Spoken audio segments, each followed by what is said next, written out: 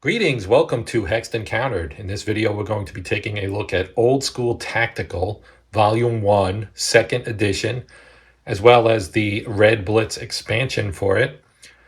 And the thinking here, the reasoning for it is that in just a few days on October 5th, 2023, so depending on when you watch this may or may not be before the Kickstarter begins, but the Kickstarter for Volume 4 of Old School Tactical, which covers the Italian front from 1943 to 1945.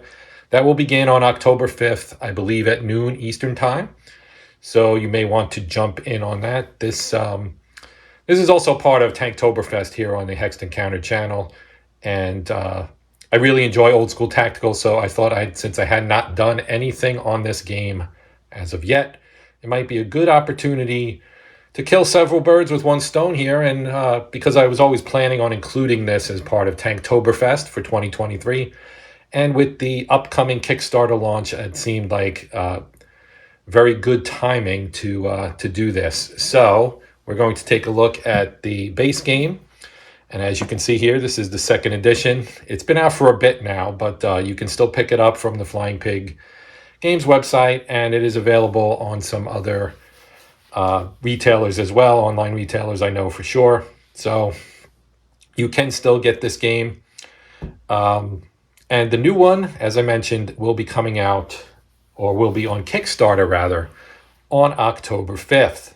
All right, so let's take a look at what's in this gigantic box. So let's take a look at the back, I guess, first, before we get too far down the road.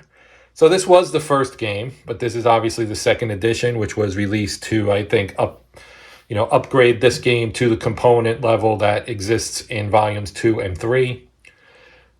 And so this one covers Eastern Front, as you can see right here, 4142. Red Blitz expands that to include 1944 Operation Bagration. As it says here, it is a Shane Logan design. This is obviously Flying Pig Games, so it is a Mark Walker game. This one is, as I mentioned, squad level. So this is squad level combat in an easily learned game system. Volume 1 in the series concentrates on small unit engagements on the Eastern Front of 1941-42. It's a 2-player game. 2 players can test each scenario using counters representing the soldiers, guns, and vehicles of the period that fought these battles. On each turn, play goes back and forth between the sides as impulse points are spent to enable a player's forces to act. Units carry out attacks on the enemy using their firepower value against the enemy's defense value. Combat tables are used and 2 dice are rolled to resolve attacks. When the battle is over, casualty and victory points and scenario conditions determine the victor. The 2nd edition updates the components of Volume 1 with improved artwork and layouts. It also adds 2 training scenarios for new players, as well as the latest rulebook. So the game includes 2 huge 30 by 41 inch mounted game board with 1-inch hexes. I can tell you this box, it is heavy. It's a little hard. I don't want to drop it on the table. My camera will be shaking for 10 minutes if I do. But this is a heavy box, and the game boards are large. I can definitely confirm that, and we'll see it here in a minute. You do get 4 die-cut counter sheets of 3/4 and 7/8 inch counters, so you get big hexes and big counters in this game. 27 luck cards, 36 unit data cards, 2 player aid cards, 4 dice, full color rules and scenario books. It is for ages 14 and up, 2 players, though it is soloable. I will also attest to that. And playing time is 45 minutes to 5 hours, according to the box. So now we're going to take a look and see what's inside the box. Okay, so let's see what's in here. All right, so here's our playbook. We'll look at that in a minute. Here's the rule book, version 5.65. As you can see, it is it is 23 pages long. It does have a nice detailed index that covers 2.5 pages. We have a glossary. There's a note page on the back. And we have all our credits for the game, all the folks that worked on it. And we come back over here and we open it up. Here's your table of contents. You can see page numbers and what's covered on each of those pages. Everything has a number that heads into it. So for airborne operations, 83 is going to be loadouts, 84 flight paths, 85 para drops rather. Because the system grew beyond this first game, obviously. Volume 2 covers the Western Front. There are expansions for all of the games, all 3 games so far, and the upcoming Volume 4 will also have an expansion. This one had, I believe, 2 expansions. Off the top of my head, I think that's right. Red Blitz. I was going to say Hellbent, but that's Volume 3. Red Blitz, and there's also a Stalingrad expansion that was not upgraded to version 2 because it may already be at that level. I'm not sure, but that one is extremely difficult to find, and if you do find it, it is also very expensive. So I would love to see a second printing of that personally, but as of yet, that has not happened. Okay, so rules, pretty straightforward. Red type will indicate examples and notes. Blue type, which is over here, are new rules and or rule changes. Everything's illustrated. There's a lot of pictures in here, a lot of things that will make things a little bit easier to understand because they're illustrations. Here's our basic counter layout for a squad, right? A squad level tactical game. You've got a firepower rating, a range, defense, and movement. Very, very straightforward. This is called old school tactical for a reason. These are things you're going to find in most tactical games, right? Nationality and unit type. We get a nice illustration here as opposed to, say, a NATO symbol. I'm okay either way, personally. It doesn't really matter to me that much. The R here, this is the reverse side. So this is the reduced side. The R would indicate that this has taken a step loss and is now basically a half squad. You do have engineers. So here we have a German pioneer unit. You can see increased firepower but decreased range, defense, and reduced movement. Single person counters, there are some of those. As we can see over here, we have a sniper and a leader. They will also have ratings, at least the things like snipers will. Leaders are a little bit different because leaders are, they don't have their own inherent firepower, which it says right here. So they can't attack other units unless they're with a unit that can attack. So you have this number in a white circle, and this is the command range. So anyone within 3 hexes of this particular unit, Captain Blake, will get a +1 die roll modifier for rally attempts and artillery spotting rolls. Leader bonuses only apply to foot units and not to vehicles, but there are armor leaders that we'll see here in a bit. Leader cannot use or carry support weapons. Leaders across branches, so this is one of the newer rules about who can help who, like Russian commissars can assist all Russian units. An example here in red, of course, a U.S. airborne lieutenant can attach and move with a U.S. Army unit, but it cannot apply any modifiers to the unit other than a rally modifier. So there are some nuances on what the units, the leaders can do with units that aren't necessarily of the same type. This is something that we've seen in other games, like in Panzer Grenadier, for example, which I know is a different scale game, but tactical game is a tactical game, kind of. Like infantry leaders can't command tank units and vice versa. So it's something along those lines. Attaching leaders. I'm not going to go through everything. Here's our armored leaders, right? We have Sergeant Carlson here. They only have a command range. And so other vehicles will have to be within that command range to get the benefit for the rally and the artillery spotting rolls. Pretty straightforward. Here we have a gun. So a crude weapon, right? It's got a covered arc. So you have an arc for firing, right? Your range firepower is the same. And that's HE firepower. And then you have an AP firepower. So armor piercing and high explosive. This would obviously be when attacking soft targets. And this would be your armored targets. Foot movement. Defense, and the C indicates it's crude, just like the leg units. This has the type of unit and nationality on there. The star means it cannot move and fire. You also have markers like unmanned, captured, gun moved, pivot for turning it. Here's a machine gun example, which can do sustained fire. You have anti-tank support units such as the bazooka. Satchel charges, mortars, and here is a tank. So we have a vehicle. So this is a Panzerkampfwagen 5, also known as the Panther. You have your firepower, your unit facing, range, movement, that it's tracked is indicated by the little track symbol here. It's front defense or armor, flank defense or rear armor. You've got your secondary firepower, which is basically a machine gun firepower. Here's your AP, and again, the unit type, nationality. Here's an example of how the covered arc works with front and where the front armor applies when taking fire and where the rear armor applies when taking fire, right? Here we have a Russian Su-76. Same kind of thing. This is open top as opposed to something with a turret like the tank here. Fortifications.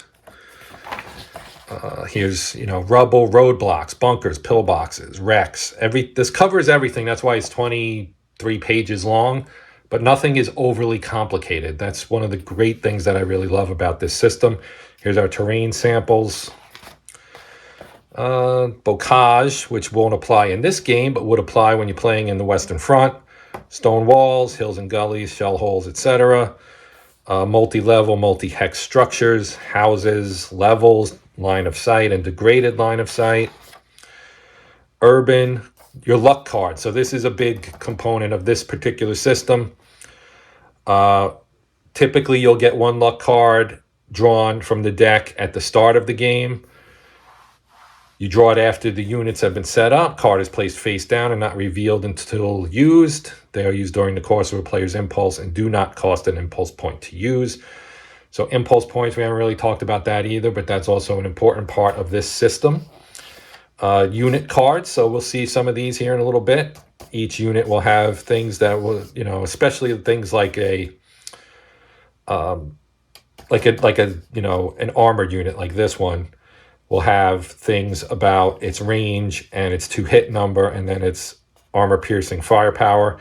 So at increased ranges, your firepower goes down and your 2-hit number goes up, which makes it more difficult to hit. This is a game where you roll under your 2-hit number to actually hit. So yeah, it's important that you roll within the range, obviously, and so everything is laid out on here. What else? Control hexes, scenarios. So you have map edges. I think with the Kickstarter, they usually Flying Pig games in their Kickstarters will include some nice border strips that you can get as an add-on, or sometimes are included as a stretch goal. That's always nice. I have that for a most fearful sacrifice, which is really cool. Unit morale, rallying, how that works. Obviously, just like a lot of games, you'll take a hit, you'll become shaken, or even worse, broken. You will have to be rallied. There's a gut check for some units, I believe. Movement, bogged down, entering and exiting, so on and so forth. Airborne stuff, which again wouldn't really apply for this particular game, but does apply in Volume 2. At least as far as I know. I haven't actually gone through all the scenarios. I don't think there are any airborne stuff in this game, but there could be. We have combat stuff, fire groups, infantry combat, vehicle combat, and vehicle combat results, damage, abandoning a vehicle, collateral damage, melee. So melee, also known as assault, is obviously a big part of this. Tank duels, concentrated attack, opportunity fire. It's got all the things you would expect a tactical game to have.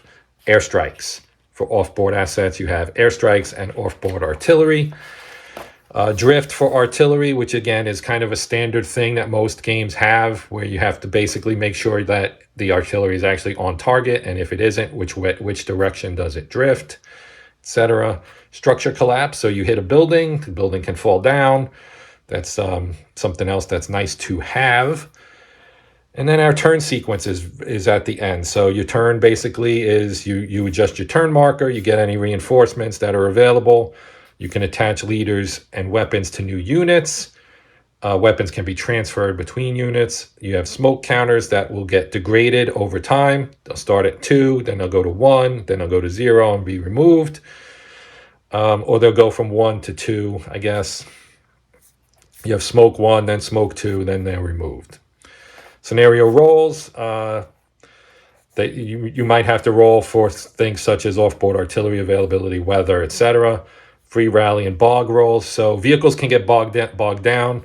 So they'll have to roll for an attempt to free themselves. You have initiative roll to determine who goes first. Impulse rolls to determine how many impulse points you get. Then you play the turn. You have your melee phase. You remove unit markers. Score your victory points, end of turn. Extended play check. If it's the last turn, check for extended play. Each player rolls 1d6, a total of 7 or greater. There's 1 turn of extended play. Otherwise, the scenario is over. So you can end up with a slightly longer scenario.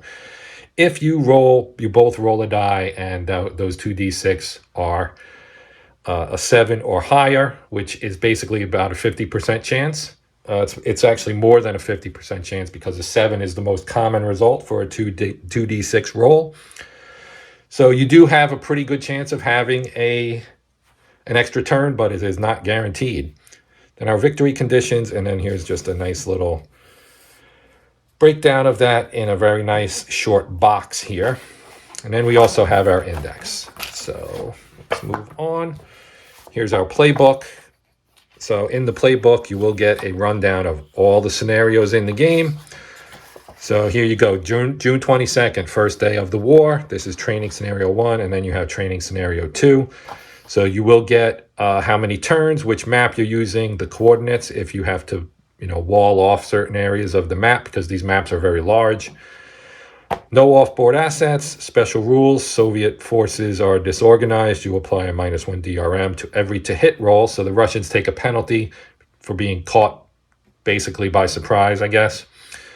Victory terms. Your German forces, 3 Panzerkampfwagen 38Ts. They enter turn 4 on hex A15. And then we have also enter on turn 4 on A22. We have a couple of Panzer IIIs and an armor leader. And then on the Russian side, we have a BA-10, 2 T-28s, 4 T-26s. So this is armor on armor. This one is infantry training, and this one is armor training. So covers both. And then you have a whole bunch of stuff in here. There's a decent number of scenarios covering a good stretch of both Barbarossa and then a second year. So this would be the second year of the war, where we're, again, near Velikile Luki, which I probably did not pronounce correctly, Leningrad, Tula. So this, again, would be in the end of Barbarossa kind of area. This would be probably a Russian counterattack during the winter. Chekhov's Bridge, pushback, Steiner's Stand, March 2nd, 1942, a nameless village. So you can see there are a lot. We have 27 scenarios in here. Plenty of gameplay in this game. Here's our counter sheet, one of them at least. So you have your SS in black. You have your regular Wehrmacht in gray. You see how easy that fell out of there. These counters are very nice. They are large. They are chunky. They do not have nibs. They are kind of pre-rounded, but maybe not enough for some people who like to round their corners. The 2 sides, you can see there's the reduced side. This is your full strength side. These are very, very nice. One thing that you can count on with Flying Pig Games is you are going to get nice components. Here we have some armor. So you can see here we have a Stug 3. We have some Panzer IIIs, etc. There's a Panzer IV. Again, with all their ratings, the track indicator, etc., etc. On the Russian side, well, this is more Germans and some Russians. And we seem to have lost a smoke marker. Yeah, the stuff falls out very, very easily. It is very well cut. And again, no nibs. No need to round these guys. They're already rounded pretty well. Here are some of our leaders on the German side. Some support weapons, Molotov cocktails, satchel charges, a flamethrower, light machine guns, anti-tank guns, heavy machine gun. the famous Maxim. We've got some British tanks here, a couple Matildas, some T-34s, trucks, etc. Again, that fell out of there. Counter. You can see how easy they pop out. They keep falling out every time I pick them up. And when I get to Red Blitz, I keep wanting to call it Hellbent. I got to get that out of my head. So here we have some guards and NKVD. And here are the Soviet tanks, the KV-1s and 2s, T-28s, a whole bunch of T-34s. Some markers. So you do have markers, of course. Here are our used markers. Broken, gun moved, main gun acquiring. And I believe on the other side, yeah, it just says acquiring on the other side as well. Control markers, which are double-sided, German on one side. You have melee markers, strike markers, smoke, so you see the 2 and the 1. Cover, mines, here's the acquired. So you have acquiring and acquired, which will improve your chances of hitting once you've acquired a target. Unmanned, turn markers, map edge markers, victory point markers, impulse markers, casualty points. And we have our player aid cards. There are 2. They are identical, one for each player. So one side will have our terrain effects chart on it. Here's our terrain, the movement costs, defense bonuses, line of sight. Again, we have our turn sequence, drift direction for artillery, mortar, guns, and rockets, airstrikes, bogged down, rallying. On this side, you have your combat tables. Here's your infantry combat and your vehicle combat. So that's that. And then here we have our luck cards. So these are the luck cards. I won't get these out. You'll see them when I do the playthrough. I've also done a video series on Old School Tactical Volume 3, which does have playthrough. If you don't want to wait for me to do the playthrough and want to see it, you can always do that. Here are the unit cards. So you can see this is an anti-tank rifle. We saw the range and the 2-hit and the firepower, maximum range. So all of the unit types in the game will have these. Again, I'll show this when we do playthrough. Here's our 4 dice, 4 D6s, 2 black, 2 white. And then here is the board. Now these suckers are big. They are very big. And they're actually too big for me to lay out here without rearranging everything on my table. So let me do that. And we'll come back and take a look at this stuff. Okay, so here is our map. This is map 1. There are 2. And you can see that it is extremely large. We have various tracks on it. So down here and up here, the tracks are the same. There are 2 sets, one for each side, except for the turn track, which is over here. And along this edge, you have some terrain information, like terrain types, basically, so that everything is clear and visible. We have impulse points here that you can track. Then we have on here, we have victory points, enemy casualties. And again, they have the 10s up to 50, and then you have a row of 0 through 9. So you can track basically 0 all the way up to 59. Same on this side for the other side. So as I said, you have 2 for each, except for over here where you have your turn markers. So you can see the map, nicely detailed, really good, large hexes. This is just, as is always the case with Flying Pig games, the quality of the components is just outstanding. We have a T-34 here that fell out of its grid. So it's basically volunteering to be on the map somewhere. So we'll kind of stick it right here. So you can see that the counter fits pretty well in there. You turn it for facing, etc. You do have a north, south, east, west compass rose over here, so you can kind of get an idea. I know there's a little bit of glare. I usually scale down, but with a large map to see the entire thing, it's a little difficult. So let's take out the other map, which is very similar as you would expect, but this is the winter map. This is map 2. So map 2 is our winter map. Map 1 is our summer map. So here's map 2. which is actually probably a little bit easier to read everything because it's white, because of the winter background, right? So you can see everything on here a little bit clearer as far as the numbering for the hexes, etc. But again, this is actually flipped over from the orientation I had on the other map because our terrain is over here and our compass rose is over here and upside down.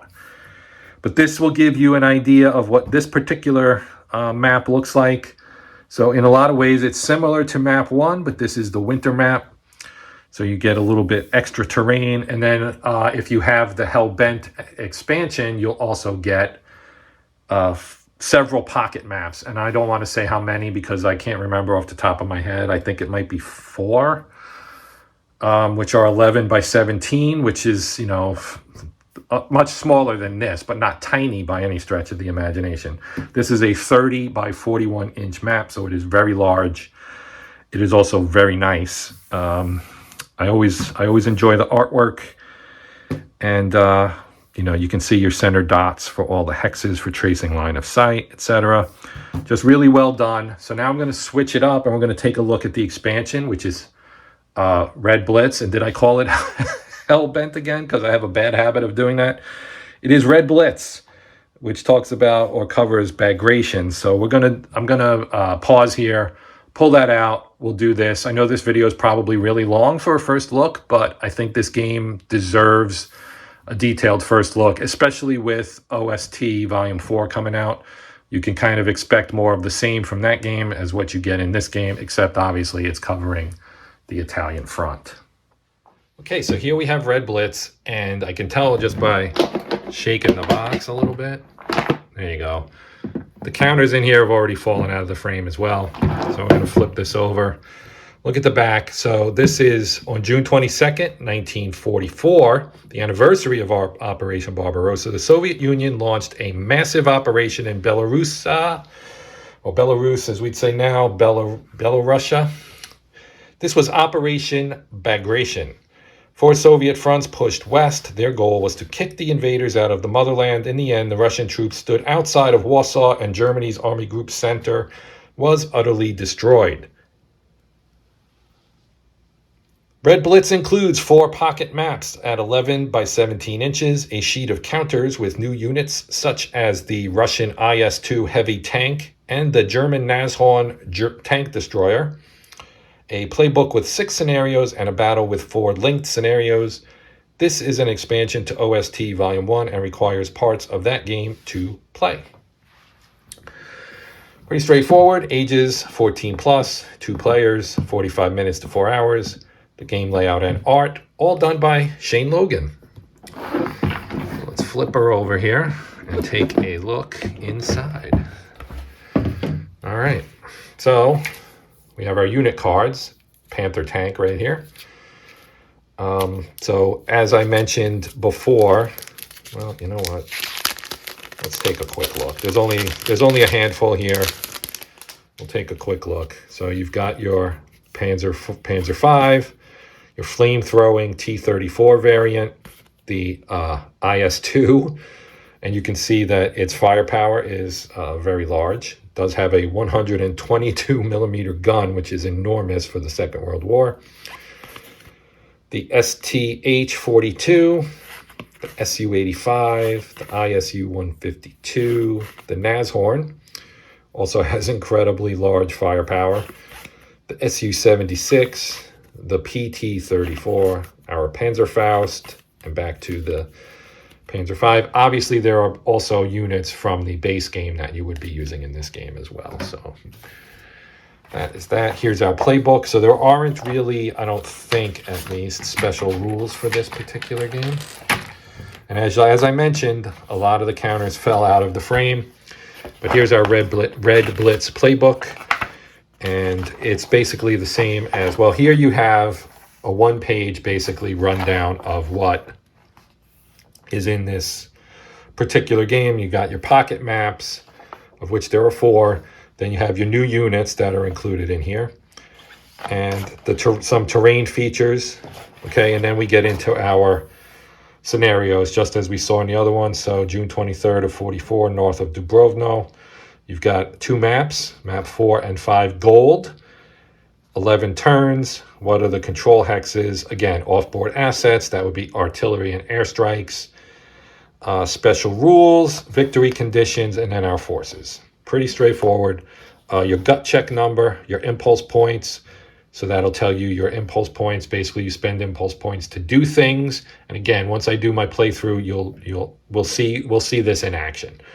1d6 plus 4 for the Germans, but look at the Russians, 2d6 plus 2. So they have a maximum of 14, while the Germans have a maximum of 10. And yeah, their gut check numbers are identical. There are, as you can see, and then we have our battle game.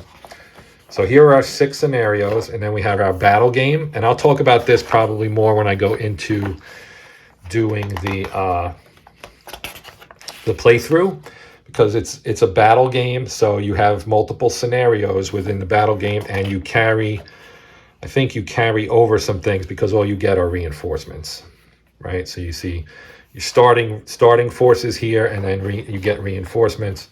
Here's your reinforcement pool, how many points it costs you to buy things, etc.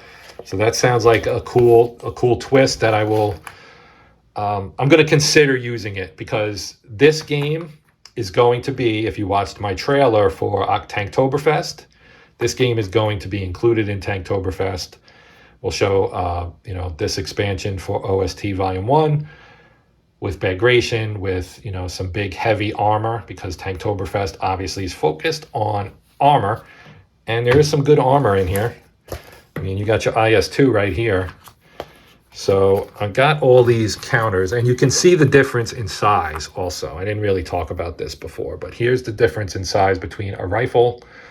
So you've got your regular infantry unit here, and then you have an armored unit, and you can see that the armored unit is larger. The rifle obviously does not have a facing on it, but the tank does.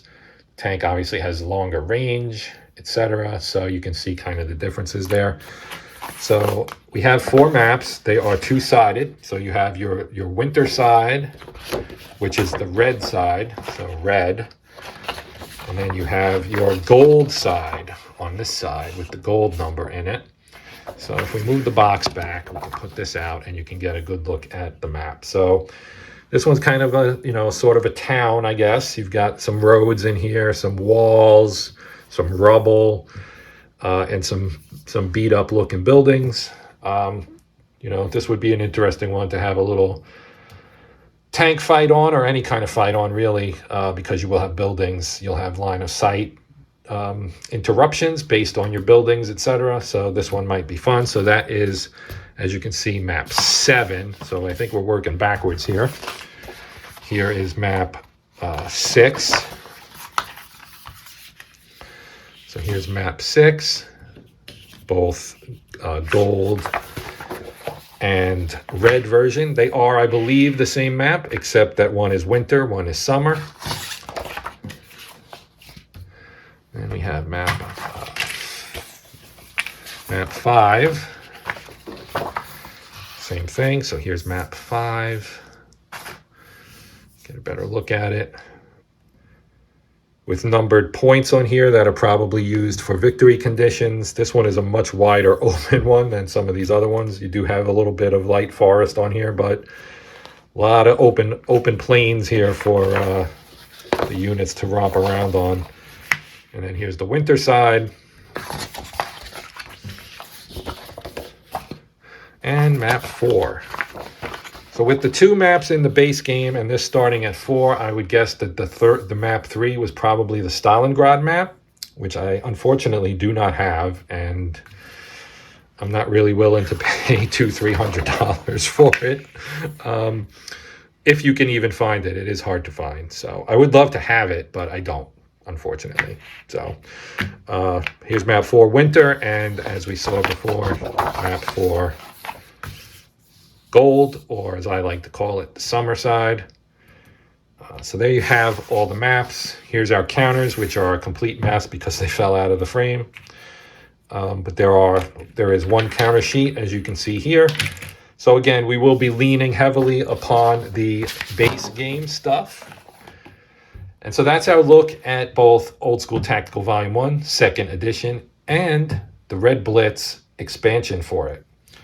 So that's going to do it. Look for a playthrough of Red Blitz as part of Tanktoberfest coming up later this month, probably after the Kickstarter begins, but maybe not. We'll see how my time works out and what my priorities are in terms of working my way through everything I want to get done as part of Tanktoberfest, while also continuing the other projects I have going on, my platoon level tactical, and even my stock car racing series. So all of those things will be taking place kind of all at the same time. Yeah, maybe I bit off more than I can chew, but probably not. I think I can handle it. Anyway, look for a playthrough of this guy as well as several other games here in the next few days. And again, October 5th at noon Eastern, and I hope that's right, but I believe it is. Flying Pig Games will be launching the Kickstarter for Old School Tactical Volume 4, the Italian Front, covering the invasion and fighting in Italy from 1943 through the end of the war in 45. So that's going to do it. As always, please feel free to comment, ask questions, etc. I will get back to you as soon as I possibly can. But in the meantime, that is going to do it. My name is Joe. This has been Hexed Encountered, and until next time, happy gaming.